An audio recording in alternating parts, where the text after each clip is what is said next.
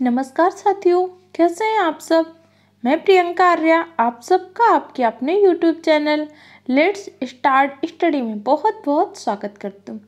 आज हम CDP के अंतर्गत एक बहुत इम्पॉर्टेंट टॉपिक है फ्राइड का मनोलैंगिक विकास का सिद्धांत या फिर फ्राइड का मनोविश्लेषणात्मक सिद्धांत, इसके बारे में डिस्कस करेंगे।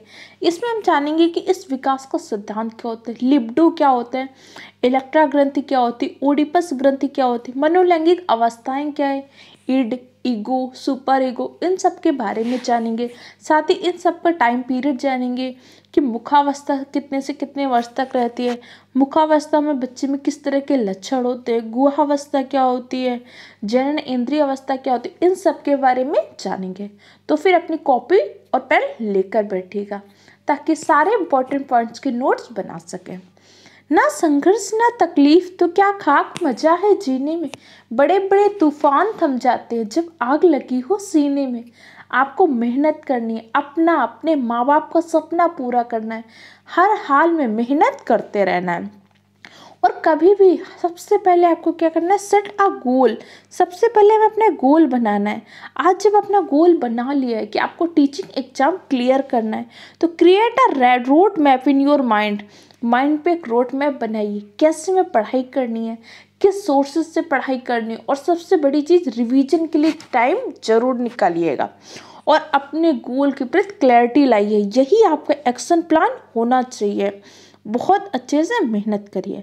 तो चलिए अपनी क्लास को स्टार्ट करते हैं। फ्राइड का मनोविश्लेषणात्मक विकास का सिद्धांत। तो सबसे पहले तो आपसे क्वेश्चन पूछता है, फ्राइड कहाँ के निवासी थे। तो फ्राइड आपके वियना ऑस्ट्रेलिया के निवासी थे। इन्होंने मन का विश्लेषण किया, मन का विश्लेषण करके एक सिद्धांत दिया जिसे क्या बोलते हैं, फ्राइड का मनोविश्लेषणात्मक सिद्धांत। फ्राइड ने अपने सिद्धांत में जो अचेतन मन है इसकी तुलना पानी में तैरते हुए बर्फ के टुकड़े से की है। इन्होंने कहा जैसे ये एक बर्फ का टुकड़ा है, इतना टुकड़ा क्या है, जैसे पानी के ऊपर हमें तो वही भाग दिखाई देता है ना जो पानी के ऊपर होता है। उन्होंने कहा ऐसे ही क्या होता है, व्यक्ति का जो अचेतन मन होता है जो ऊपर होता है वही हमें सिर्फ दिखाई देता है। व्यक्ति के मन के अंदर बहुत सारी चीज़ें होती है ना, बहुत सारी चीज़ें जो उसके विचार चल रहे होते हैं, लेकिन वो प्रकट नहीं करता, तो हमें उसके विचार पता चलते नहीं पता चलते। इसीलिए फ्राइड ने अपने सिद्धांत में किसका प्रयोग किया था, पानी में तैरते बर्फ के टुकड़े का। कई बार ये क्वेश्चन पूछता है कि फ्राइड ने चेतन और अचेतन मन की तुलना किससे की थी। तो फ्राइड ने अपने सिद्धांत में चेतन व अचेतन मन की तुलना पानी में तैरते बर्फ के टुकड़े से की थी। क्लियर हो गया, इस पॉइंट को समझ लीजिए। इसके अलावा फ्राइड ने अपने सिद्धांत में लिबिडो के बारे में वर्णन किया। ये क्वेश्चन सीटेट में कई बार पूछा जा चुका है, लिबिडो क्या होती है। फ्राइड ने अपने सिद्धांत में मनोलैंगिक ऊर्जा की व्याख्या की। जो मनोलैंगिक ऊर्जा होती है उसी मनोलैंगिक ऊर्जा को क्या बोलते हैं, लिबिडो। सिगमंड फ्राइड ने अपने सिद्धांत में जो मनोलैंगिक ऊर्जा की व्याख्या की उसी मनोलैंगिक ऊर्जा को क्या बोलते हैं, लिबिडो। क्लियर हो गया। तो लिबिडो को व्याख्या किसने की, सिगमंड फ्राइड ने। सिगमंड फ्राइड ने अपने सिद्धांत में 5 मनोलैंगिक अवस्थाएं बताई। उन्होंने कहा किसी भी व्यक्ति की क्या होती है, 5 मनोलैंगिक अवस्था होती है। पहली अवस्था कौन सी होती है, मुखावस्था बताई। किसने बताई, सिगमंड फ्राइड ने पहली अवस्था बताई, मुखावस्था। मुखावस्था कब से कब तक होती है, जन्म से 1 वर्ष तक। जब बच्चे का जन्म होता है उससे 1 वर्ष तक क्या होती है, मुखावस्था होती है। अब पहली बात, 2 बात समझिए यहाँ पे। एक तो सिगमंड फ्राइड ही एक ऐसे मनोवैज्ञानिक है जिन्होंने माना है कि बच्चे में जन्म से ही मनोलैंगिक ऊर्जा होती है, मतलब उसके अंदर क्या होता है, लैंगिक एक्टिविटी की ऊर्जा होती है। सिगमंड फ्राइड ने कहा कि जब बच्चा मुखावस्था में होता है तो जो अपनी लैंगिक पूर्ति करना चाहता है किसके माध्यम से करता है, मुख के माध्यम से। दूसरी अवस्था इन्होंने क्या बताई, गुहावस्था। गुहावस्था कब से कब तक होती है, 2 से 3 वर्ष तक की अवस्था जो होती है गुहावस्था होती है। ये अवस्थाओं के टाइम पीरियड आपसे पूछे जा सकते हैं। सहसावस्था, सहसावस्था 3 वर्ष से 6 वर्ष की जो अवस्था होती है उसे सहसावस्था का। अव्यक्तावस्था 7 से 11 वर्ष की जो अवस्था होती है उसे अव्यक्तावस्था बोला। जनन इंद्रिय अवस्था 11 वर्ष से अधिक की जो अवस्था होती है उसे जनन इंद्रिय अवस्था कहते हैं। कई बार इससे अवस्था के टाइम पीरियड से क्वेश्चन पूछे जा सकते हैं, इसको याद रखिएगा। इसके अलावा फ्रायड ने अपने सिद्धांत में 2 ग्रंथियों के वर्णन किया।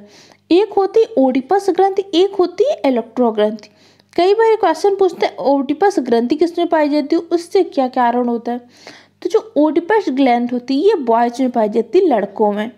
जैसे क्या होता है, बेटी का पिता के प्रति थोड़ा सा आकर्षण होता है, किस ग्रंथ के कारण, इलेक्ट्रो ग्रंथ के कारण। लड़कियों में कौन सी ग्रंथि पाई जाती है, इलेक्ट्रा। और जैसे लड़के का माँ के प्रति आकर्षण होता है, किस ग्रंथ के कारण, ओडिपस ग्रंथ के कारण। इन्होंने कहा कि कुछ अवस्था तक क्या होता है, जो बेटियां होती हैं पिता के प्रति आकर्षित होते हैं और पुत्र क्या होते हैं, माँ के प्रति आकर्षित होते हैं। फ्रायड ने बताया, क्योंकि फ्रायड ने कहा कि उनमें ग्रंथियां पाई जाती हैं, ओडिपस ग्रंथि और इलेक्ट्रो ग्रंथि। तो ओडिपस ग्रंथि किसमें पाई जाती है, लड़कों में, बालकों में ओडिपस ग्रंथि पाई जाती है। और लड़कियों में कौन सी ग्रंथि पाई जाती है, तो लड़कियों में इलेक्ट्रो ग्रंथि पाई जाती है। इन दोनों ग्रंथियों को नोट डाउन कर लीजिए। तो फ्रायड ने अपने सिद्धांत में किसके किसके बारे में बताया। सबसे पहले फ्रायड ने अपने सिद्धांत में 5 प्रकार की मनोलैंगिक अवस्थाएं बताई। इसके बाद फ्रायड ने अपने सिद्धांत में क्या बताया, लिबिडो की व्याख्या की। लिबिडो क्या था, उन्होंने जो मनोलैंगिक ऊर्जा थी उसको फ्रायड ने लिबिडो कहा। इसके साथ फ्रायड ने अपने सिद्धांत में 2 प्रकार की ग्रंथियां बताई, ओडिपस ग्रंथि और इलेक्ट्रो ग्रंथि। इसके साथ ही फ्रायड ने अपने सिद्धांत में और क्या बताया था, ईड, ईगो और सुपर ईगो के बारे में बताया था। और फ्रायड ने अपने सिद्धांत में चेतन और अचेतन मन, इसकी तुलना किससे की थी, पानी में तैरते बर्फ के टुकड़े से।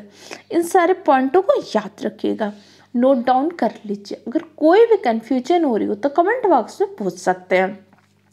अब चलिए हम ईड, ईगो और सुपर ईगो के बारे में जानते हैं। ये मोस्ट इम्पॉर्टेंट है, आप कोई भी एग्जाम दें, TET, CTET, super TET, KVS, इस टॉपिक से तो क्वेश्चन पूछा ही जाता है। तो सबसे पहले जानते हैं ईड क्या होता है, ईगो क्या होता है और सुपर ईगो क्या होता है। ईड है, ईड क्या होते हैं, इन्होंने कहा अचेतन मन होता है। हमारा जो ईड होते हैं क्या होते हैं, अचेतन, और ये पूर्णतः क्या करता है, सुखवादी सिद्धांत पर आधारित होते हैं। मतलब ईड को क्या होता है, सिर्फ सुख चाहिए और सिर्फ अपने सुख के बारे में सोचता है।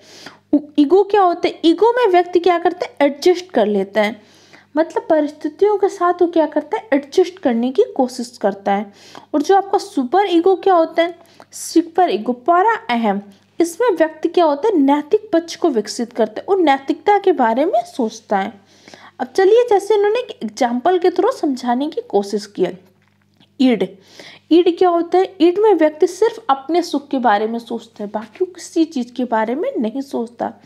इन्होंने कहा कि जैसे एक लड़की जा रही, उसके पीछे एक लड़का जा रहा है, उसके मन में कुछ गलत भावना आई तो उसके मन में उस टाइम पे विचार क्या आया, अचेतन मन का विचार आया। कौन सा विचार आया, अचेतन मन का। वो सिर्फ अपने सुख के बारे में सोच रहा है, लेकिन उसके बाद ही वो क्या सोचता है तुरंत कि जगह उपयुक्त नहीं है, आगे जाके अभी सुनसान है, अभी कोई मुझे पकड़ लेगा। तो उसने अब क्या किया, परिस्थितियों के साथ, वातावरण के साथ समझौता करने का प्रयास कर रहा है। तो वहाँ पे उसने क्या किया, ईगो का प्रयोग किया, परिस्थितियों से सामंजस्य बिठा रहा है। अब सुपर ईगो, अब उसने सोचा नहीं ये तो गलत चीज़ है, नैतिक रूप से सही नहीं। अब मतलब नैतिक रूप से सही आ रहा थी क्या, सुपर ईगो। तो ईड, ईगो और सुपर ईगो क्या होता है, ईड में व्यक्ति सिर्फ अपने बारे में, अपने सुख के बारे में सोचता है। ईगो में वो परिस्थितियों से, वातावरण से सामंजस्य स्थापित करने की कोशिश करता है। वो सोचता है कि मेरा भी भला हो जाए लेकिन मुझे कोई दिक्कत भी ना हो। और सुपर ईगो में क्या होता है, वो नैतिकता से सोचता है। जैसे एक एग्जाम्पल के थ्रू आप समझिए, जैसे एक व्यक्ति बाइक चला रहा है लेकिन वो बाइक क्या कर रहा है, बहुत ज़्यादा स्पीड में चला रहा है, जबकि उससे पता है बाइक बहुत ज़्यादा स्पीड में नहीं चलानी चाहिए, लेकिन वो क्या कर रहा है, बहुत ज़्यादा हाई स्पीड में बाइक चला रहा है। सबसे पहले तो चला रहा है बहुत हाई स्पीड में, तो क्या उसका ईड है। फिर वो सोचता है ऐसा ना हो पापा देख लिया, मेरे घर का कोई देख ले, तो सोचते हैं कि इस रोड पे नहीं चलाते, आगे जाके हाईवे पे जहाँ पे हमारा कोई परिचित नहीं मिलेगा वहाँ पे बहुत तेज बाइक चलाऊंगा। तो पहले उसने ईड सोचा कि नहीं मुझे बहुत तेज बाइक चलानी, सिर्फ अपने सुख के बारे में सोचा। उसके बाद तुरंत बाद उसके मन में विचार क्या है, ईगो। उसके मन में आया कि ऐसा ना हो पेरेंट्स देख ले, मुझे डांट पड़ जाए। तो उसने क्या किया, वातावरण से सामंजस्य करने की कोशिश की। उसने कहा कि ऐसा करते हैं, यहाँ पे नहीं चलाते, आगे हाईवे में जाके चलाते हैं। तो उसने अपने सुख को ध्यान रखना, लेकिन वातावरण से, परिस्थितियों से समझौता किया। अब लेकिन अब क्या होगा, उसके पास सुपर ईगो विकसित होगा कि नहीं, मुझे बाइक को एक लिमिट की स्पीड में चलाना चाहिए, बहुत ज़्यादा तेज नहीं चलानी चाहिए, इससे मेरा एक्सीडेंट हो सकता है, नैतिक रूप से गलत है, इससे दूसरे को भी चोट पहुंच सकती है। तो अब क्या हुआ, सुपर ईगो। मैं आपको सीडीपी जो पढ़ा रही हूँ बिल्कुल एग्जाम्पल दे के, क्योंकि ये एग्जाम्पल अभी आप हो सकता है लग रहा हो कि नहीं समझ में आए, लेकिन एग्जाम्पल आपके मन में पूरे बैठ जाएंगे। एग्जाम टाइम में आप बहुत अच्छे से क्वेश्चन कर पाएंगे। चलिए देखिए, हम समझा रहे हैं आपको दोबारा। इड में क्या होता है, व्यक्ति अपने सुख के बारे में सिर्फ सोचता है। उस बच्चे ने सोचा कि मुझे बाइक बहुत तेज चलानी है। ईगो में उसने क्या किया, परिस्थितियों से, वातावरण से समझौता किया। उसने समझौता किया, मुझे बाइक तेज चलानी है, लेकिन इस गली में नहीं चलाऊंगा, वरना मम्मी से पिटाई होगी, पापा से पिटाई होगी, डांट पड़ेगी। उसने क्या किया, समझौता किया। फिर सुपर ईगो में अब उसने सोचा, नहीं, मुझे बाइक तेज ही नहीं चलानी, ये नैतिक रूप से गलत है, किसी का एक्सीडेंट हो सकता है, ये जो बात बोली जा रही हमारे भले के लिए है। तो क्या है, सुपर ईगो। ईगो और सुपर ईगो। ईड में व्यक्ति सिर्फ अपने सुख के बारे में सोचता है, ईगो में परिस्थितियों, वातावरण से समझौता करता है, और सुपर ईगो में नैतिक पक्ष को त्याग करता है। तर्क वितर्क करके जो नैतिक रूप से सही होता है वो काम करता है। तो आपको समझ में आ गया? कोई भी कंफ्यूजन हो तुरंत पूछ लीजिए। आप चलिए कुछ इंपॉर्टेंट पॉइंट डिस्कस कर लेते हैं जो आपके एग्जाम में आए हुए हैं। इसके साथ ही मैं आपको कुछ क्वेश्चन दे रही हूँ जो इम्पोर्टेंट है, आपके एग्जाम में पूछे गए हैं। कम्युनिटी पोस्ट में बहुत सारी पिक डाली, उन सबको भी देखते जाइएगा। ये कह रहे हैं नर्सरी कक्षा में प्रारंभ करनी हो। जब बच्चा सबसे नर्सरी क्लास में जाता है तब उसको विषय वस्तु स्टार्ट करनी है। तो सबसे पहले कौन सी विषय वस्तु स्टार्ट करेंगे? सबसे पहले उसे मेरा परिवार, ये तो ऑप्शन के अकॉर्डिंग है।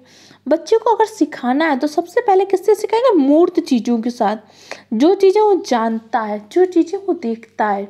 जैसे परिवार में वो जानता है। जैसे आप बोलोगे बच्चे से अपनी माँ के बारे में बताओ, तो बच्चा बताएगा मेरे मम्मी का ये नाम है, मेरी मम्मी ये करती है, क्योंकि उन चीज़ों से परिचित है। तो हमेशा जब भी बच्चे की शिक्षा प्रारंभ करनी है, मूर्त से अमूर्त की ओर जाना है, मुझे ऐसी चीज़ें सिखानी है जिससे वो फैमिलियर है, उसके माध्यम से उसे दूसरी नई चीज़ सिखानी है। नोट डाउन कर लीजिए।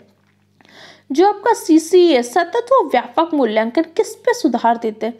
सतत व व्यापक मूल्यांकन सीसी किस पर बल देते हैं? सीसी देते हैं कि जब बच्चे को कुछ नहीं आया उसका सतत रूप से, व्यापक रूप से मूल्यांकन किया जाए। सतत रूप से क्या होता है? लगातार मूल्यांकन करना है। ऐसा नहीं है कि आप पूरे हाफ ईयरली या एनुअल एग्जाम लेते हैं, उसमें बच्चा फेल तो फेल नहीं, उसका हर मंथली टेस्ट होते रहे। जैसे अब FA होते हैं, ऐसे होते हैं, FA1 होता है, ये सारे क्या सतत मूल्यांकन का हिस्सा। सतत बदले लगातार, निरंतर रूप से मूल्यांकन करना है। अब व्यापक मूल्यांकन क्या होता है? व्यापक मूल्यांकन के अंतर्गत शैक्षिक और सह-शैक्षिक दोनों बच्चों का मूल्यांकन करना है। कोई बच्चा हो सकता है पढ़ने में कम अच्छा है, लेकिन वो खेल में बहुत अच्छा होगा, वो डांस में बहुत अच्छा हो, वो किसी क्षेत्र में और अच्छा होगा। तो हमें उसका सतत रूप से दोनों बच्चों का मूल्यांकन करना है, शैक्षिक और सह-शैक्षिक। सतत व व्यापक मूल्यांकन का पूरा विस्तृत बहुत अच्छा वीडियो चैनल में पड़ा हुआ है, अगर आपने नहीं देखा तो उसको ज़रूर देख लीजिएगा। उसमें मैंने सारी चीज़ें आपको डिटेल से समझाई कि FA टेस्ट कब होते हैं, इनकी समय सीमा क्या होती है, FA1 कितने होते हैं, कितने अंकों का होता है, हमारी NCERT ने क्या मानक रखा है, शैक्षिक पक्ष क्या होता है, सह-शैक्षिक पक्ष क्या होता है, इन सबको जोड़ना कैसे, मूल्यांकन क्या होता है, मूल्यांकन के उपकरण क्या होते हैं, मूल्यांकन के स्तर क्या होते हैं, सारी चीज़ें हमने CC वाले वीडियो में डिस्कस किया है। तो आप उस वीडियो को जरूर देख लीजिएगा। इसके अलावा कह रहे हैं जब बच्चे की जिज्ञासा शांत करने का उचित समय क्या होता है? किसी भी बच्चे की जिज्ञासा शांत करने का उचित समय वही होता है जब बच्चा आपसे क्वेश्चन पूछ रहा है।